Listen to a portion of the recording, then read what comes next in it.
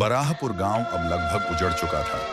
रवि के गायब होने के बाद गांव के कई लोग वहां से पलायन कर गए। जो बचे थे वे शाम ढलते ही दरवाजे बंद कर लेते।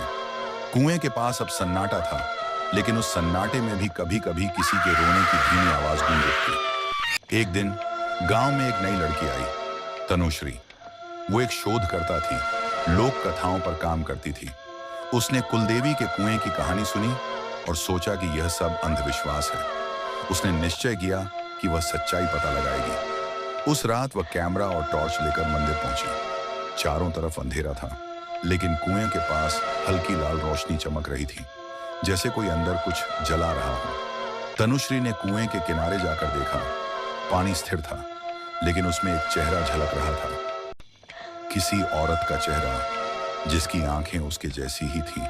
अचानक उसके रिकॉर्डर में आवाज आई, तू लौट जा, ये तेरा रास्ता नहीं। वो डर गई, लेकिन पीछे हटने की बजाय कुएं में झांकने लगी। तभी हवा का झोंका आया और टॉर्च बुझ गई। उसने कुएं के भीतर देखा और उसे दिखा रवि वहीं लालटेन लिए मुस्कुरा रहा था।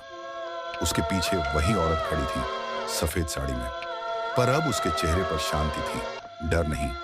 औरत बोली, उन्होंने मुझे धोखा दिया, मेरी पूजा का अपमान किया और मुझे इसी कुएं में फेंक दिया।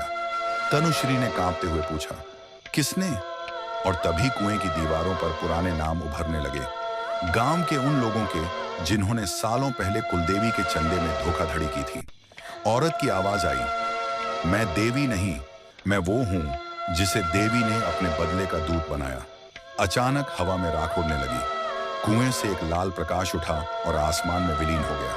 जब गांव वाले सुबह पहुंचे तो तनुश्री बेहोश पड़ी थी, पर जिंदा। उसने कहा, बस इतना, अब वो मुक्त हो गई है, लेकिन कुआं अब भी जाग रहा है। कहते हैं अब हर साल श्रावण अमावस्या की रात कुएं से एक लालटेन की लौ ऊपर उठती है, जैसे कोई आत्मा अब भी पहरा दे रही हो कि कोई फिर से मेरा नाम न ले।